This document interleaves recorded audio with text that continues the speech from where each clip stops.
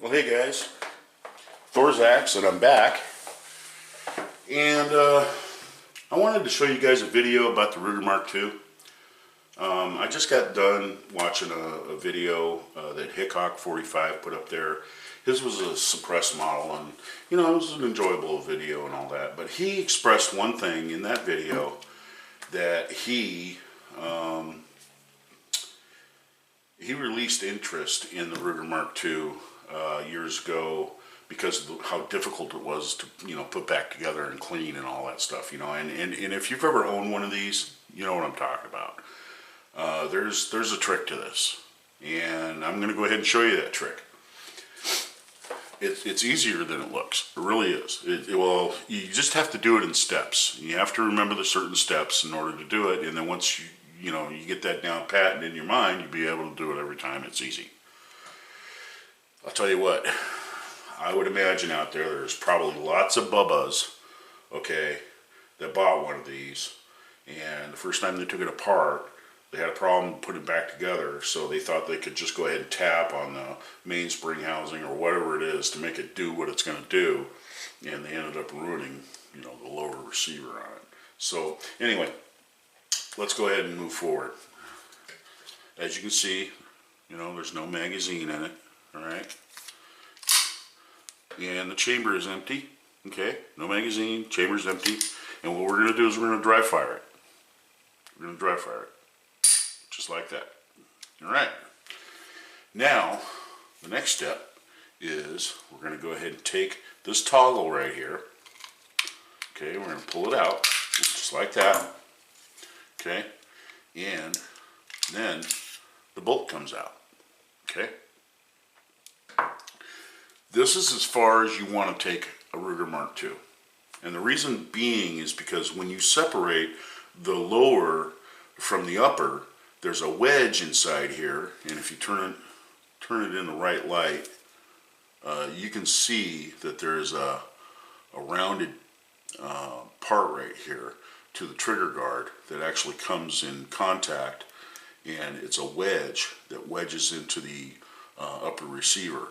Now, the more you take it apart, the more you put it back together, the more wear you're going to do on that wedge, and your upper will fit loose on the lower frame. You don't want that. So the best thing to do is just flush it out with some, you know, WD-40 or, you know, any of those other, you know, powder blast or anything like that. Take the grips off of it and blast it out really good, and then, you know, just use compressed air to, you know, blow all the chunks out. Reason being, the Ruger Mk-2 has an exposed breach to all the internal workings, so all the unburnt powder, bullet lube, all that other stuff, it will accumulate down here, and then all of a sudden you'll start getting a real crusty trigger, and you'll even have malfunctions after a while, you know, of not cleaning it. So you got to clean it every once in a while, but minimize the amount that you break the pistol down. So let's put it back together. So what I'm going to do is I'm going to go ahead and I'm going to put the bolt back in, just like that, all right? Then I'm going to invert the pistol, just like that, and as you can see, there's a hammer strut right there. See that? And when I pull the trigger, it falls forward, okay? So, from this point on, it's just a simple way of angling the gun so that hammer strut will come in contact with the mainspring plunger housing right there. You know, that little divot right there, you see that? And once you get it saddled in there, then it should go back together just fine. So, anyway, here we go.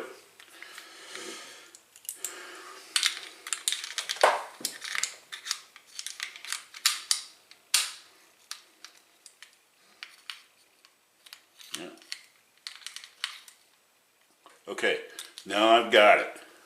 See that little, maybe a quarter of an inch that the back strap is hanging out there? See that? Okay, that means that the hammer strut is in contact with the mainspring housing. And all I got to do is push it forward, and that's it. Now, there you go. That's all there is to it. piece of cake, man. You just do those steps, go ahead and clean your barrel out, do your, powder blast thing or WD-40 or whatever you got, take the grips off of it, and blow it out with some compressed air. And you got it made.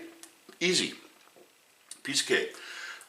I can't recommend a better pistol, for, challenging your accuracy or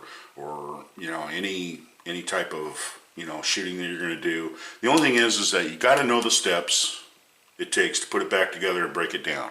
That's it. And remember, don't remove the upper from the lower, because when you cause that wear there, it'll get loose in here, and the next thing you know, you'll be able to turn the whole upper. It'll wiggle back and forth in there, and what you've done is you've caused unnecessary wear to that wedge.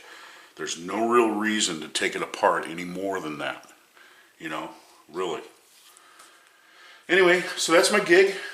That's what I got going on. I wanted to go ahead and show you guys that. It's easier than it seems. Don't get frustrated.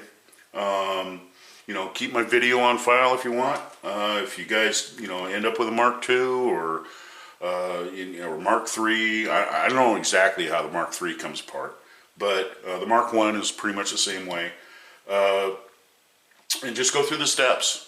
Just remember, there's certain steps that you've got to do in order to position that hammer strut for the mainspring housing to go ahead and engage. Don't get frustrated, okay?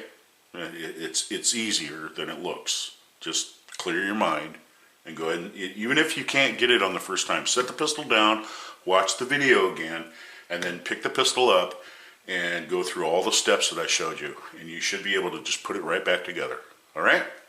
So anyway, until next time, this is Thor's Axe, and I'm signing out. Good shooting to you guys.